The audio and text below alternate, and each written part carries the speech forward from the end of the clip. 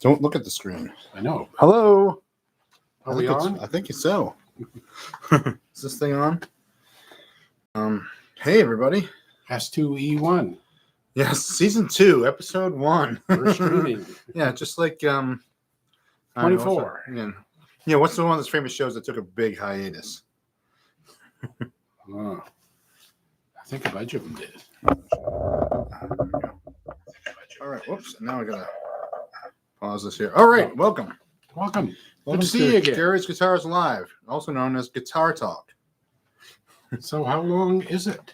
How long has it been? No, I'm sorry. Monty, you know Monty Python. Oh yeah, right. How long is it? Oh, I don't know that one. Oh, Your wife. you're She's supposed to say that's a rather personal Oh, that's a question. rather personal question. Okay. All right. Let's see here. Can you? So everyone, chime in, say hello in the chat, so we know you're out there. And so the idea is it's guitar talk, kind of like car talk, where you just talk about. Yeah, exactly.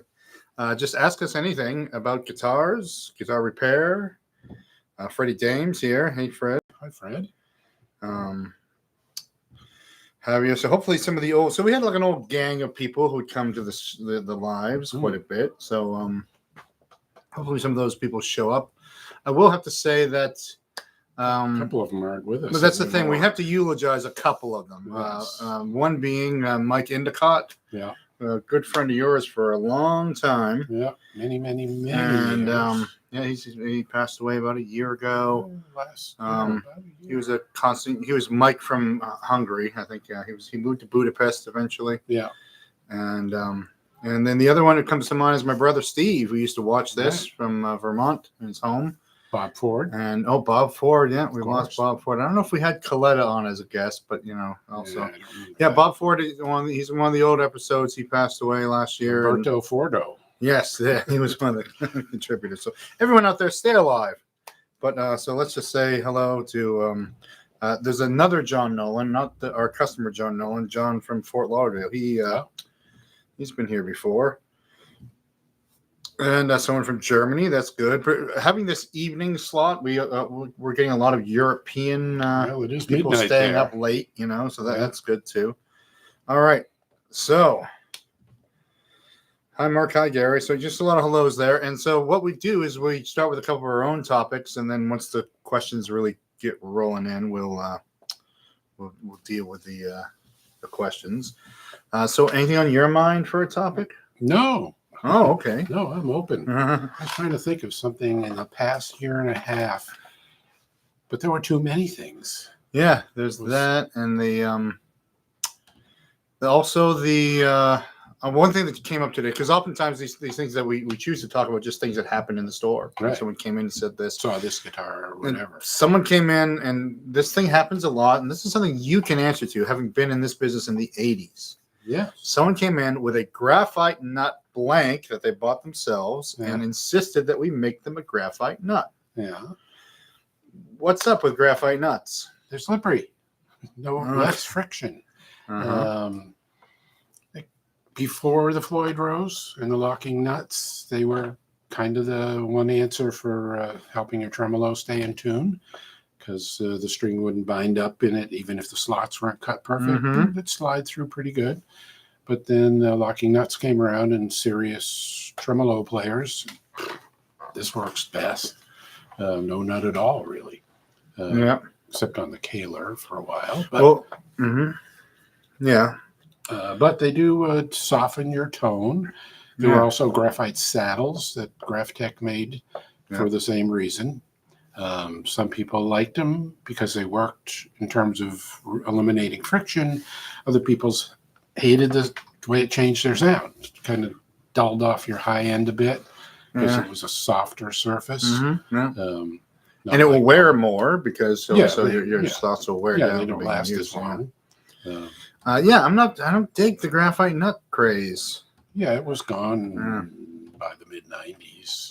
I can't remember I can't remember even seeing one on a guitar for a while. Well, someone's putting one on. So they came in and with the blank, insisting on it, and they have a locking nut. And I'm like, because it's binding up in the nut. It's like, really that, that like So it has a that 1/4 inch standard nut and a locking. and well, no, a locking system, a Kaler kind of looking. Oh, thing the that's bridges. on the other side, yeah. Oh, okay. So Yeah, that'll help. all right. Well, I'm not crazy. Well, he's not crazy, but I am. We got a couple questions rolling in. So a lot of old regulars saying hi to Robert McCready, who's one from the old Jonathan from Kittery. Didn't you just leave? Okay. Wasn't he here 10 minutes ago? Okay. So taking these a little in order. Someone's asking guitar repair question: restoring a D18 from 1962, not adjustable truss rod. It needs a new fretboard. What do you think about installing an adjustable truss rod while the board is off? Yeah. So it'd be silly not to. Yeah. I Yeah. know. So when did Martin start putting truss rods in guitars? It was surprisingly late. Yeah, it was 1980 or 78. No, I or think I remember 76. seeing an 82 that didn't have a truss rod. Yeah. So it could be somewhere in the 80s. Yeah, they held out. Yeah. They had the wood. I mean, that was always their excuse. Yeah. Our wood is good.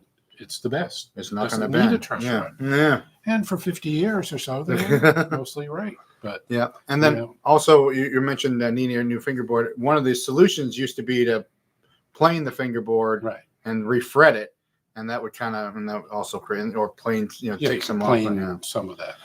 But yeah, definitely if you gotta have the fingerboard off, then put in a truss rod.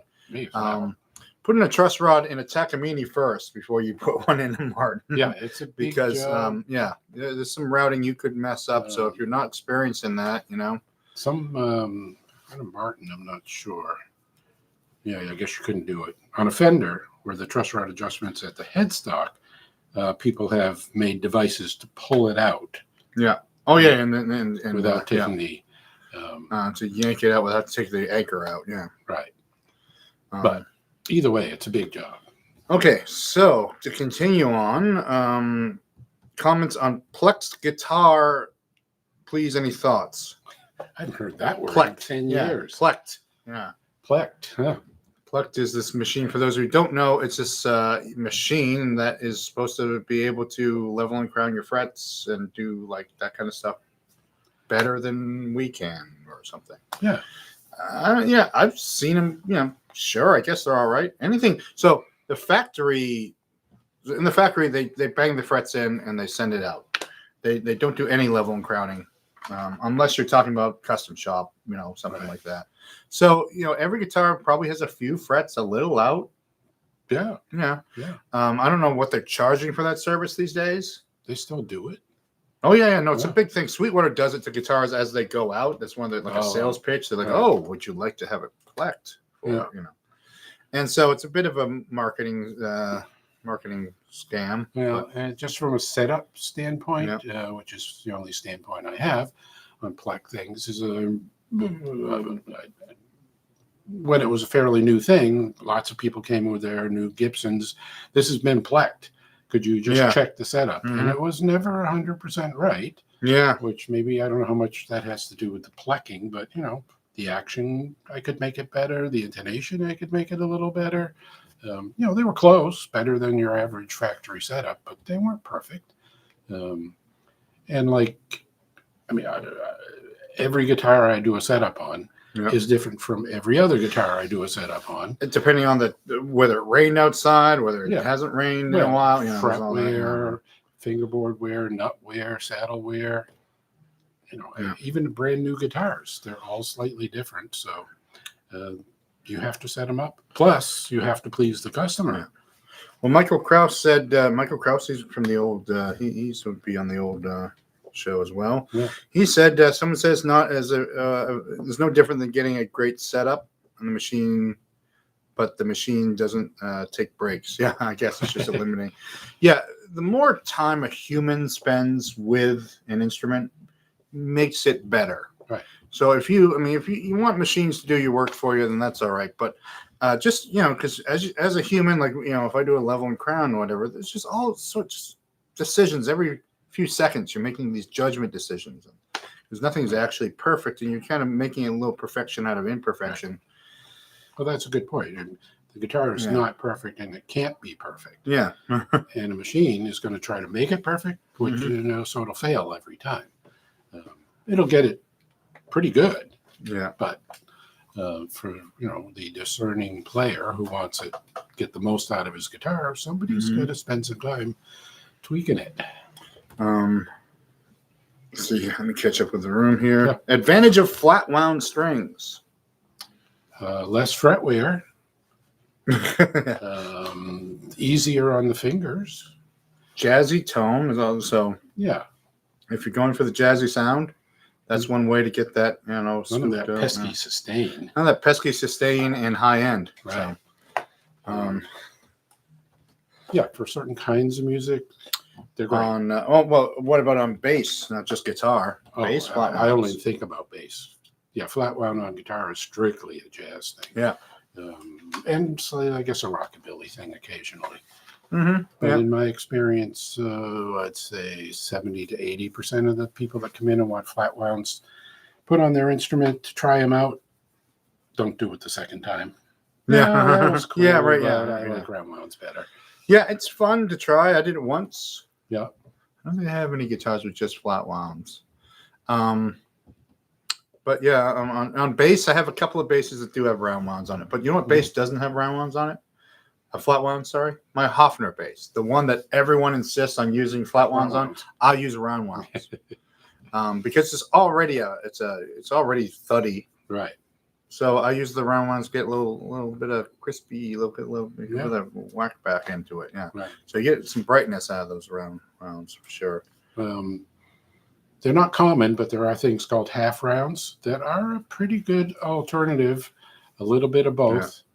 There's also a ground where they actually make the string and then grind it off. Round. We get some of those. I guess that's kind of half round kind of thing. We got some of those from DiMarzio, and I put them on a guitar. And I realized that I have like a tactile issue. Like I couldn't touch them. It like freaked me out to touch these. They seemed sharp. They weren't sharp. I wasn't cutting myself, but it was just freaky. They're weird. Yeah. There's also pressure wound. They squeeze them to a little bit of flatness. But let's see here. Andre says hello from the Netherlands. Nice to see you. Thank you for coming by. Yes, there are frets that are not the same height. Yeah, that's true. But a plucking costs $250 to $300. You get a pretty good setup for that kind of money. Yeah, you could get a leveling crown. You get a level crown and a for setup for $200. $200-ish. Yeah, that's what Peter's charging now. Yeah. And that's paying attention to every detail. Yeah. So, from the mean streets of Sanford, Mark from Sanford. Yeah. My wife keeps seeing beautiful, inexpensive houses in Sanford and wants me to move there, but I don't think it's a little bit too far from Portsmouth. Sorry, but Sanford is on the way up though. I'm rooting for Sanford. Money bro. Oh no, I thought he was from Westbrook. Oh no, he lived no. I think he's the guy I know who took lessons from him drove to was Sanford. living in Sanford. Yeah, when he was older, he probably was living in Sanford. But yeah. So the greatest guitarist ever lived in your town, so that says something good for you. Stainless steel strings. Stainless steel strings on acoustic. There's another question. Stainless steel. Don't think you mean maybe nickel? Are you thinking? No, there have been. What am I thinking of? There were stainless steel bass strings. That were a little bit popular. DR did them, I think. Yeah. The ones that look like steel are nickel, zinc, alloy, kind of, the Martin Retro, so the branding for them and stuff like that. Right. They've gotten very popular lately, and they are, in my opinion, terrible. But people love them, so let people do what they want to do. Your guitar to sound particularly acoustic. They are. I mean, they're called retro because there was phosphor bronze was invented by DiMarzio, I think, in the 60s. Something. So at one time, all strings were like that. We're all kind of nickel or nickel alloy. Right. Very little call for stainless steel strings. I can't remember the last time somebody even asked me about them. Anthony Jones, Tony Jones. Is that the Tony Jones we know? He's on there. Says hi. Well, one or another, right? Maybe. Yeah. Do you stock left-handed acoustic guitars? Ordinarily, yes. We have one right now. It's a used one. It's a really good one. It's a used Taylor Big Baby. Oh, yes, that one. It's over there. Yeah, for Yeah, pretty cheap. modest price. Yeah. So come and check that out. And we usually keep one around, like a Yamaha, a Walden. The Walden sold. We'll get some Yamahas coming in. The problem is they just don't sell much. There's not a lot of call for them. So left-handed guitars can sit for years. So that is one thing the internet is better for, is moving left-handed guitars. Because I talked to all those left-handed people out of learning Because, how to play left-handed. first of all, only 10% of people are left-handed, and only half of those people play a left-handed instrument. And the idea being, and this is what I kind of tell people: if you can play the right-handed instrument, do so. Right. If you can't manage it, switch to left-handed. One of the reasons why is if you happen to get into any learned music like classical, you don't there are no, or if you move on to another stringed instrument, like if you want to learn violin or cello or whatever, there's no tolerance of left-handedness in the classical world. Right. So it's more difficult to study at music schools and stuff like that if you're a left-handed player. Never thought of that. Yeah. Hello from Melbourne, Brian Knights. That name seems a little familiar. That's where too. Peter's going in a couple of next. Yeah. Our luthier is Peter is going down there, so we'll tell him to say hi to Brian. If you need any setup work, he probably need to do a little work to pay for the flight back. So midnight guitar repair. Yeah, James Green says, "Great to see you back." Yeah, thank you. It was such a getting to that 100 mark was such a accomplishment. We're like, let's take a little time off, and then it turned into let's take the summer off. I think it was, and now it's turned to a year and a half. But you've been very active on the internet.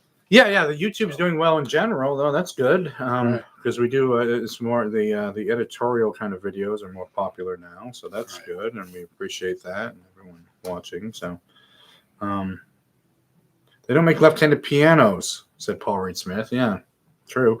But I said that to somebody once, and they said no, there is a left-handed. I think maybe as a the bass is on this. Yeah, side. The whole thing's backwards. Yeah, that someone might have.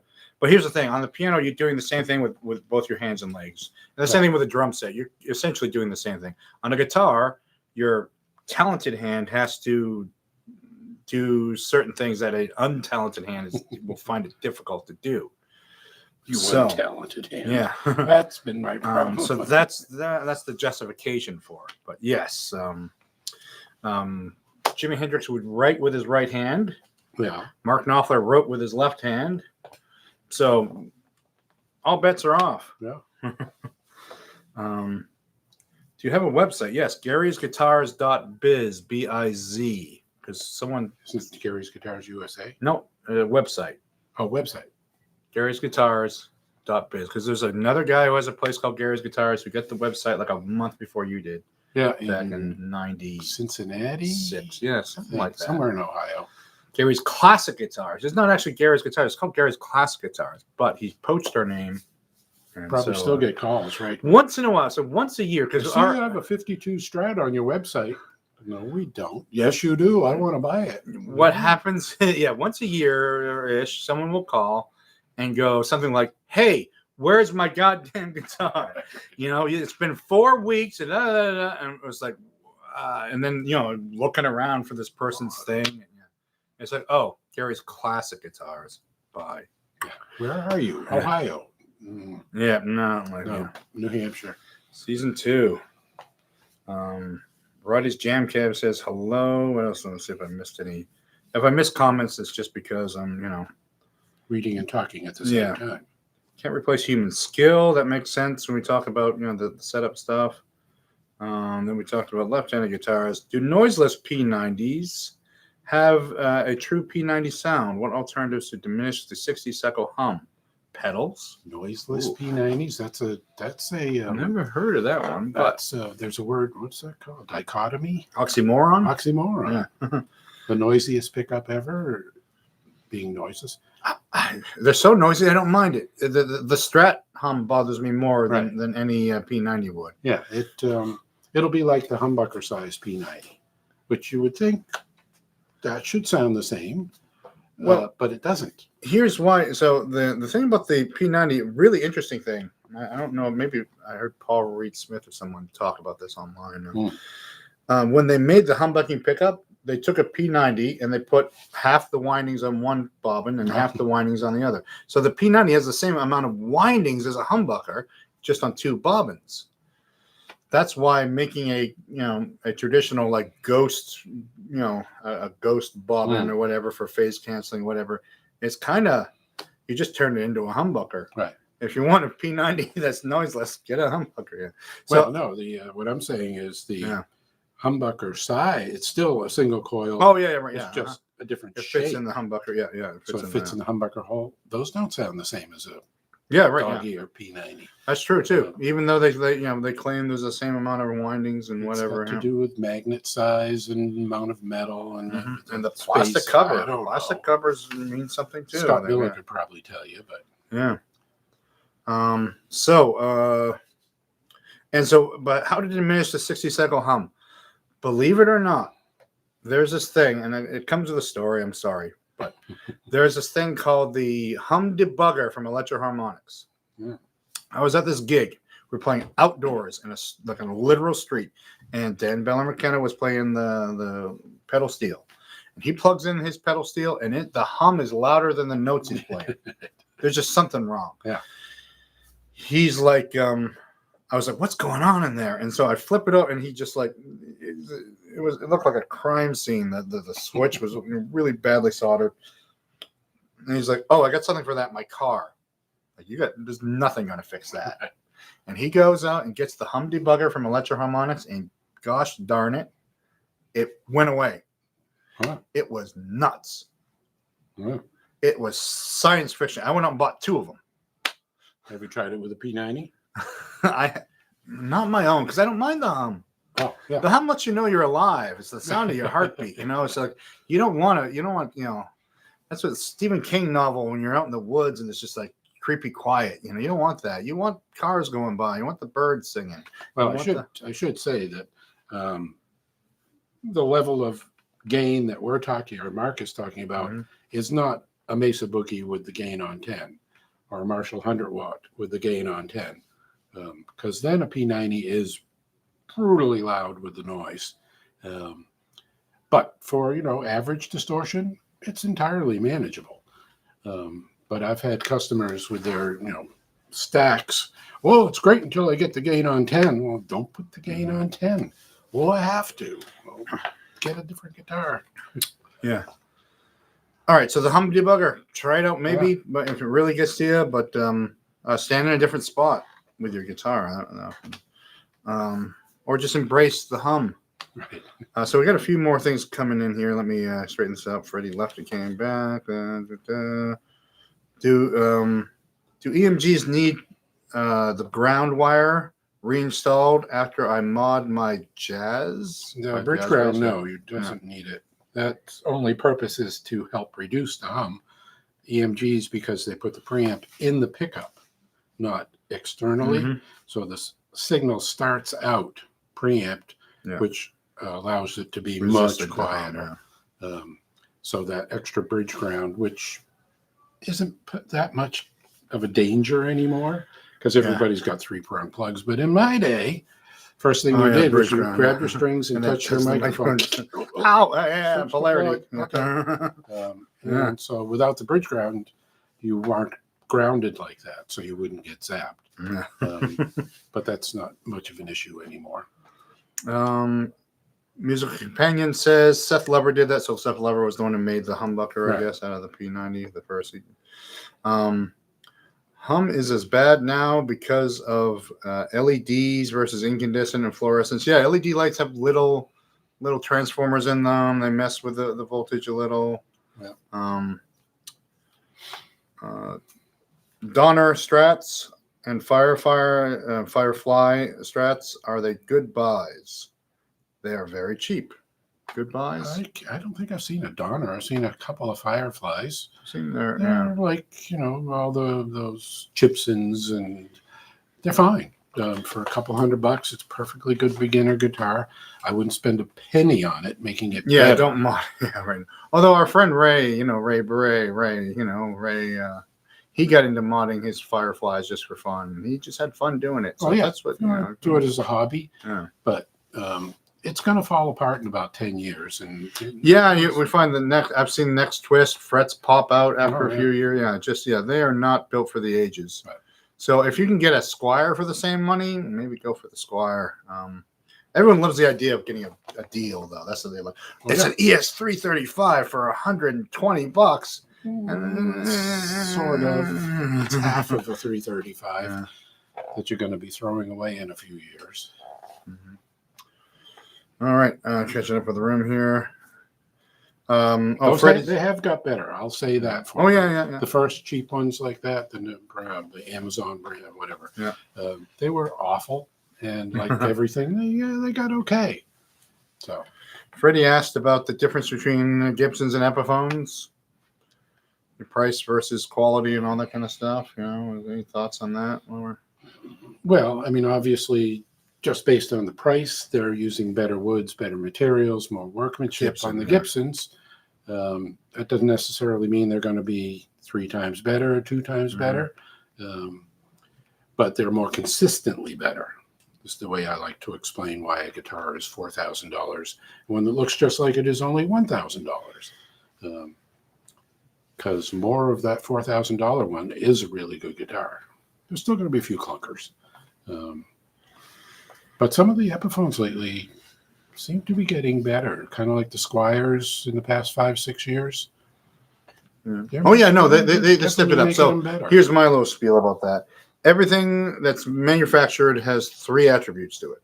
Mm-hmm. And your iPhone, your car, your guitar. There's design. Yeah. There's workmanship, and there's materials. So the thing about the guitar is the design's been done for 70 years now. The electric guitar, 70-something years. Yeah. Everyone kind of knows what it should be like, including Gibson. That they're making Epiphone Les Paul. So design, not a problem. Then it goes to materials and workmanship. They use some cheaper materials to make some cheaper guitars, and not that the workers who are in Korea or China are doing a worse job. They just can't spend as much time with these instruments. They're just on a faster moving assembly line. So they just have to get them to go by to keep that price down. So, I think people kind of, just assume that the workmanship is bad. It's not. They're told, okay, you have to finish this in 10 minutes. Right. And so there's one more factor. Yeah. Not so much in low end, but the high end is R&D. It goes into design. A friend of mine bought a Federa bass for at the time at $6,000. He loved it. He was very happy with it, but he was talking to the factory about something, and he said, "By the way, I mean, I love the bass, but how come it's 6? I mean, why couldn't it be 4,000?" I said, "Oh, it's R&D. R&D is expensive. Yeah, you got to pay for it." Best way to do it, do the vintage style truss rod adjustment. Take off the neck. Oh yeah, so on the Fender, with the adjuster on the wrong side. Well, so take off the neck or lift the pick guard on the strap. Well, sometimes you can sneak in. Sometimes you can. They make these weird screwdrivers that can kind of go in a little sideways. Tellies are better because you can take the pick guard right off. Usually on a vintage one, the pickup won't be mounted to it. You can slide it right out. Then you can usually get at it.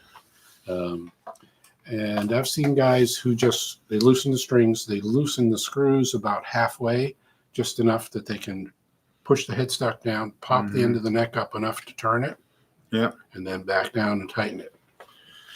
Yeah, this whole superstition of like when you take the neck off, you change the sound or whatever, because there's that bond that's been made all these years, kind of thing. That's one reason people are scared of taking necks off. But the more times you tighten and loosen those screws, the more you're going to loosen up the wood that's in there, and eventually it won't be as good a connection. But I would take it off. Yeah, that's how I do it. Take it off. Yeah. That's how I learned to do it. So that's the way I do it. That's what Leo Fender intended. He insisted that the truss rod works better when it's adjusted at the body end. Doesn't work so well when you're adjusting it way down there. What guitars do you think are most ergonomic? Ergonomic for playing, I should say, like your ergonomic, like how they fit your body, or easiest to play ergonomically. That's the question. Well, the Parker Fly jumps into my head. Is that was super ergonomic? Yeah, that thing is easy to play, but yeah. I don't know. I don't think of ergonomics as a factor in guitars much. Yeah. Well, a lot of guitarists are getting older, and they're having trouble pressing on the guitar strings and all that. Yeah. So I can see it. You want it to be comfortable. Yeah. Like, to me, a Flying V would be completely unergonomic. Wicked comfortable to play. Have you ever played a Flying V? Only standing up. Not. Yeah, only to test them. Yeah. Yeah. And standing at your bench is probably not good. But yeah, they're oddly ergonomic, I think. Well, putting them on the bench, I always want to charge extra. Yeah. It's an Ovation. It's a Flying V. Oh, it's going to be almost twice as much work to do anything to this. All right. Let me catch up with some questions here. So many of us own a Gibson Les Pauls that have had the headstock break. I wish the Gibson would address this and strengthen the weakened area. Well, they did that in the early 70s with the volute. Yeah, people don't like it. Which was okay. It didn't really get in your way. Nobody ever much complained about it. But I can't say that it for sure decreased the number of broken Les Paul headstocks. Yeah, Les Pauls never have a Les Paul coming with a broken headstock that just did it itself. Right. I dropped my Les Paul, or someone's storing it in a bad case. Yeah. Or someone kicked something over. These guitars rarely damage themselves, and so I hate to throw it back. Probably Chris Byrne. I think I don't know. He probably didn't originate it, but he said if a Les Paul falls over, the headstock's gonna break. Yeah. Period. Yeah. There's no way it's not gonna break. So you can buy a Strat. Well, but yeah, so yeah, I guess you could put carbon fiber in that air or something. It's just best to be careful, I think. Will the real Gary please stand up? Mark and Gary at the same time. Yes, people here on YouTube will refer to me as Gary because it's called Gary's Guitars. Right. I introduce myself as Mark, but then and I get the phone calls when you're not here. Yeah. Can I speak to Gary? It's speaking. Are you interested in new credit card presses? No, thank you. Yeah, right. You want to talk to Mark? Yeah. That's the real reason I didn't change the store's name, so I could deflect some of that to you. Oh, customers. It's Gary's Guitars. I don't know, man. Customers are fine, but salespeople. Working on a HSS Strat with 80s Shaler Shaler active pickups. Okay. Shaler active pickups. Do you think that Shaler Mega Switch is worth it? Oh. Well, you still lost me on the Shaler active pickups. I mean, the Shaler probably did some pickups in the 80s, I bet. They made some accessories and stuff. Active? Okay. As far as I know, EMG's invented it, and they're the only ones. But the Mega Switch, you can do a surprising amount with a 5-way switch. Look at some Ibanez's where you can do your coil cutting, pickup selecting, all with one 5-way switch. Super Switch, its best use is in guitars with a piezo system. So you can easily switch not only a couple of pickups, but your piezo pickups in the bridge mixed in or combined or whatever. Godin uses it to some of their guitars. Some of those Godin.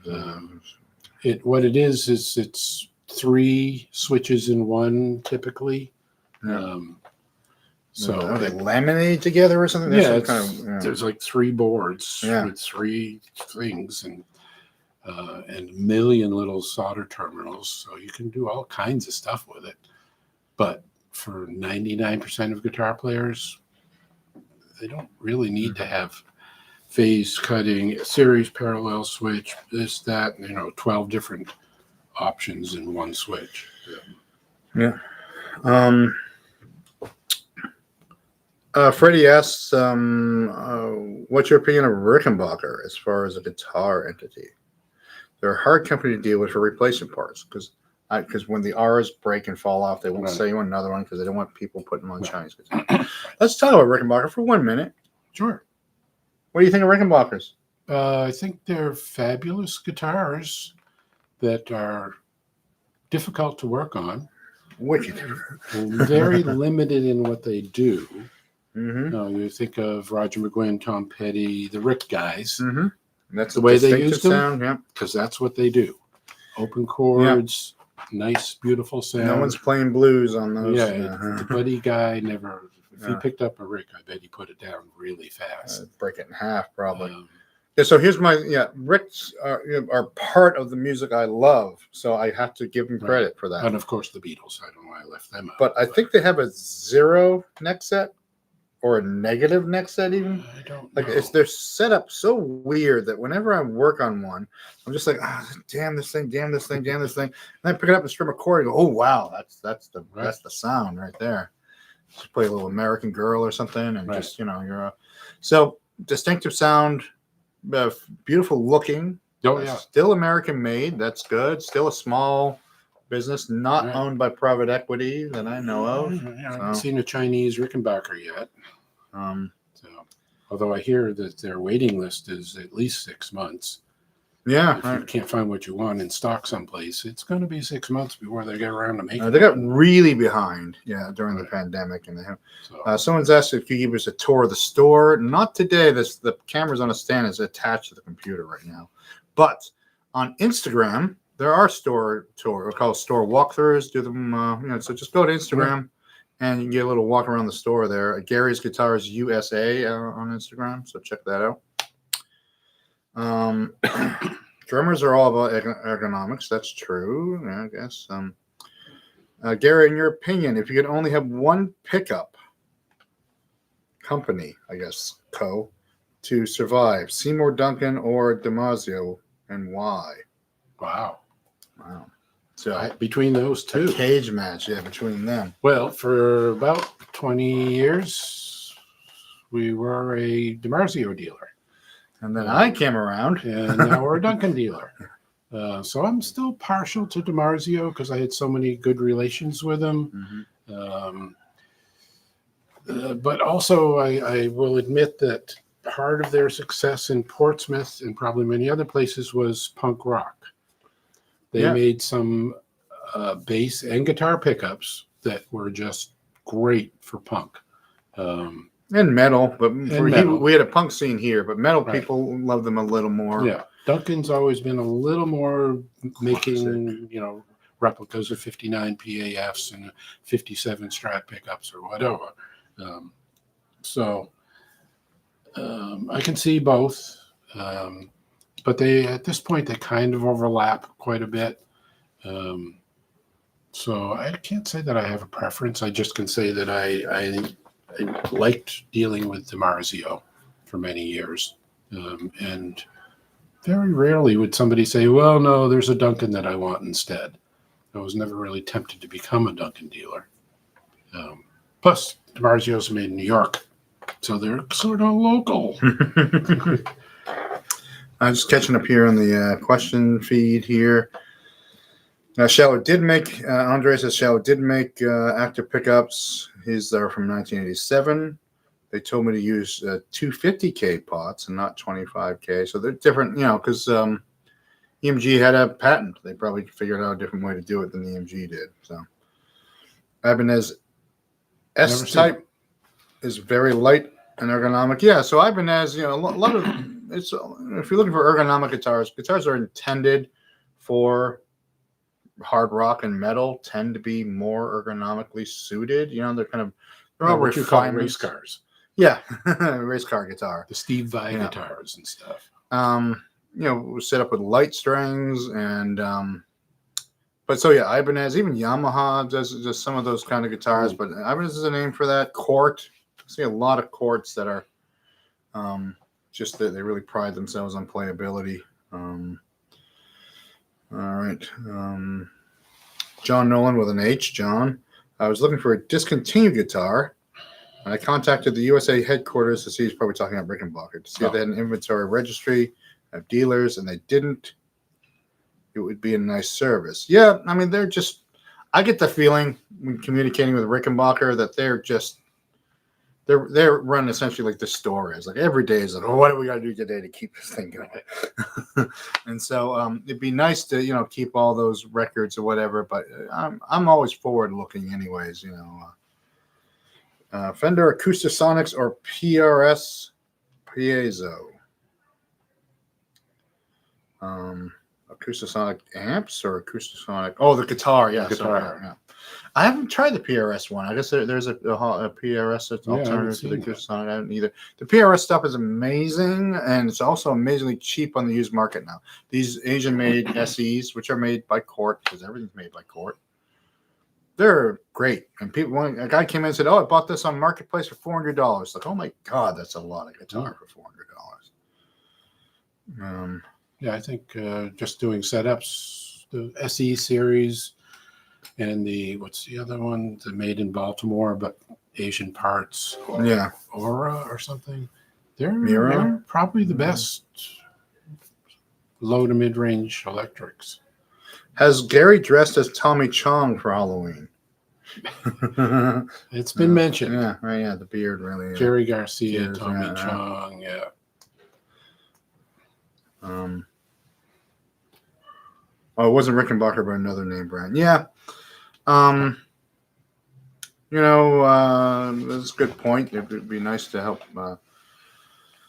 find that stuff. But also, things go out the door, and this is when I talk to someone from Fender too. That like we make whatever it is, 100,000 guitars a year. We don't know what happens to them after they leave here, and we just can't keep track of all the guitars we make. So that's a good point.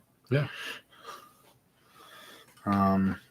Gary says, "Enjoy the content. Thank you.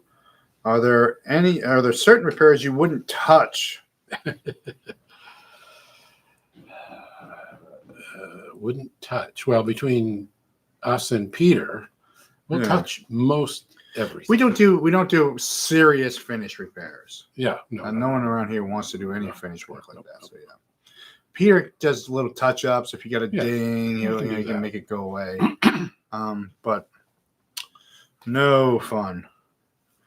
The things that we turn away are cost prohibitive. Yeah, that's it's just not worth it. It's going to be $800, and your guitar is going to be worth $250 when I'm done. And even when it was my grandfather's guitar. Please, really, I don't care. And then it might happen, but then we have a guitar hanging over there that's what happened, and it's been 2 years, and he hasn't paid for it yet. Oh, there's that too. Yeah, right. And, we told him no, and he insisted, and we. Yeah. So, it gets touchy. And guitars sometimes are. I worked on one today, a no-name. Or was there a name on it? Yeah, it was a hollow, semi-hollow. Geez, I wish I should go look. But it was a electric. The switch and the jack were loose. The F holes on it were that one about a half an inch, maybe. So, and no hole in the back, obviously. Yeah. And he didn't want to do new strings. He just wanted me to tighten the jack and tighten the switch. Mm-hmm. No way they're going through that F hole. So I said, well, I could take the strings off and take the pickups out, and hopefully there's a hole big enough to fish them out there if the wires are long enough to get there. And he said, well, could you just tighten them up and make it work? I said, yeah. So, there's guitars sometimes that you just literally can't fix. That reminded me of guitars that were hollow with no F holes and no holes under the pickguard. And when something breaks electronically, you got to take the back off. Yeah, right. There's no other way to get in there. They're usually Italian made. Whatever. Yeah. Usually, probably the worst guitar makers. Did pretty good with the violins. Yeah. Just never got the guitar down. Is there a difference between ESP and ESP LTD? Huge is the difference. Yeah. I've been thinking of trying an ESP, so you see enough of those. Well, the original 70s ESPs were fabulous. ESPs, Hammers, Deans, when they were small companies made by one or two guys. Then the LTDs came around 30 years ago. Not the same people, not the same company. Somebody just bought the rights to the name and made ESP looking guitars. I would say they're fine. I see them pretty regular. You know, they're on that long list of Asian made, perfectly good, $300-400. Don't spend a lot of money on it. If you're going to spend $1,000, there's better guitars. Here's an interesting question. What is the most famous guitar either of you have worked on? This is a good question. Famous guitar. Most famous guitar. I can think of one. It was actually, I walked in the shop and Chris was working on it. And I looked at it and I was like, is that what I think it is? And it was. What was it? It was Richie Haven's Guild. Oh, wow. Boy, that was a long time ago. But I was like, it's a very distinctive look. Yeah, The two pick guards and what, you know. And Chris is smoking a cigarette, standing over it, you know, and the ashes falling into it. Just going, you know. Yeah. You need some strain. You need like a little repair. Yeah. We don't see famous people don't come to Portsmouth all that much. Well, Vivian Campbell's. We worked on the Holy Diver guitar. He's probably one of the most famous people whose guitars we've worked on. Yeah, he brought in the Holy Diver Les Paul, and he goes, "Boys, this one kind of means a lot to me. Can I get it back today?" Because it was the original Les Paul he's played his whole life. Right. So that's a good one. Yeah. But you know, Eric Clapton doesn't. Let me think. Chris worked on Julian Bream's guitar once. Yeah. Okay. That's a good short story. He brought it into his shop when he was in Peterborough. Yeah. Probably maybe the most famous classical player other than Segovia. Anyways, he brought it in. He said, "Oh, I got a gig tonight. I'm playing at Keene State or whatever. And could you fix the action?" And Chris looked at it. He said, "Oh, yeah. You want me to bring that down a little bit?" He says, "No, it's too low. Raise it." There have been guitars over the years of some note, but yeah. Tom Rush worked on a couple Tom of his Rush guitars. worked on his guitars way too much, yeah. He's always, because he's my neighbor, actually, lives in Kittery across the street, so. But he's a well-known guy. So yeah, there's a bit of that. We have more than our share of famous guitarists because we're a city of 30,000 people. You wouldn't think there'd be 4 famous guitarists living in the city, but still. And then sometimes you don't know. Someone who's on the road or whatever, they just come in. This is a funny story. Dave Grissom was in the store once. Oh, yes. I remember that? Yeah, so Gary's a little embarrassed about this, but I had to tell a story. Because he's walking around talking, and Gary, to his credit, didn't know he was famous, just had a really nice conversation with him. He's like, "Nice to meet you. I'm David." "Yeah, David, you play?" He goes, "Yeah, I pick a little." Yeah. And... Actually, I think I said, "You play guitar?" Oh, yeah, right. Yeah. So, no, I pick a little mandolin. I pick a little, yeah, right. Yeah. Oh, cool. Yeah. And then he leaves. And Mark's like, "You know who that was?" No. Yeah. Looked like Jerry Garcia a little bit, but it wasn't him. Someone said, I think Sean Colvin had a guitar built by Chris. So Slammer Band, 2009. I can't remember if it's someone local. He built it for Greg Brown, and then he sold it or traded it to Sean Colvin. And it's on one of her album covers, the Chris Byrne guitar. Right. Yeah, so that's it. And so Chris actually worked at the Folkway. Viv's black Les Paul, Michael. That's the one that was painted black. Actually, it was. I don't think it was originally black, and it wasn't originally humbuckers. It had P90s, and they were rerouted. Vivian's guitar. Yeah, right. Oh. Yeah. So, I'll give you $500 for this piece of junk that's been messed with. Yeah, painted this. I could trade. Yeah, you could trade this for a really nice Epiphone. Although we had the Epiphone copy of his guitar in the store at the time. I should have done an AB or something like that, but. Let's see here. Are we caught up on the questions? Most famous. Any thoughts on what will happen to G&L? We're just talking about that today. Yeah. Fender's going to buy them. I would say so. Yeah. They should. They may as well be right. Mark was pointing out, I guess Leo's original office has been left untouched, and it's part of the G&L. Yeah, at the G&L. So Fender would be buying that too. Yeah, I Get mean, Leo's yeah, office or back. just like you get to his office and put it in a museum or something. Right. It has the same. I guess all the fixtures in the G&L were made by Leo and George, and they just used that same paint that they use at the old Fender factory, or whatever was the industrial paint they would, and so they're all that special Fender factory color, and the Leo's office is under. It just looks like a vintage, Like placid blue. It's exactly. It's a vintage Fender factory, and so it should be preserved. Really, Right. Fender Strat STD Asian made, as bad as some of the reviews. Man, we got one in the store. We got a couple in the store. They're not bad. It's just here's what I say about the Fender Standard. It's essentially a classic vibe with better hardware and better pickups. So and it fits in. So classic vibe's 450. Player series is 800, and that fits right in the middle there. There's nothing bad. It's a fine guitar. There's nothing wrong with it. You could play on that guitar for the rest of your life and do just fine. I will add, since we've gotten maybe a dozen of them in the past couple of months, they wicked need setups. Oh, they are not set up at the factory. Every time new ones, let me take the. We hate to badmouth Fender because we're a dealer, but they do send out guitars. I mean, Fender's doing this direct to customer thing, right? Direct to consumer. They will sell you a guitar. They'll give you 20% off if you go to their site. We get Fender guitars delivered to us that are really badly set up, sticky fret ends.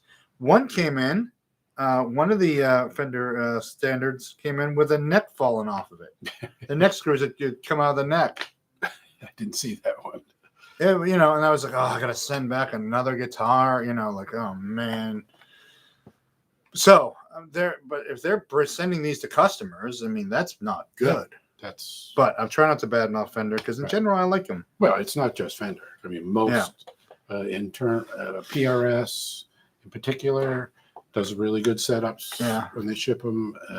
Yamaha's come in really pretty ready to go. There's a couple other Asian companies that their setups are fine.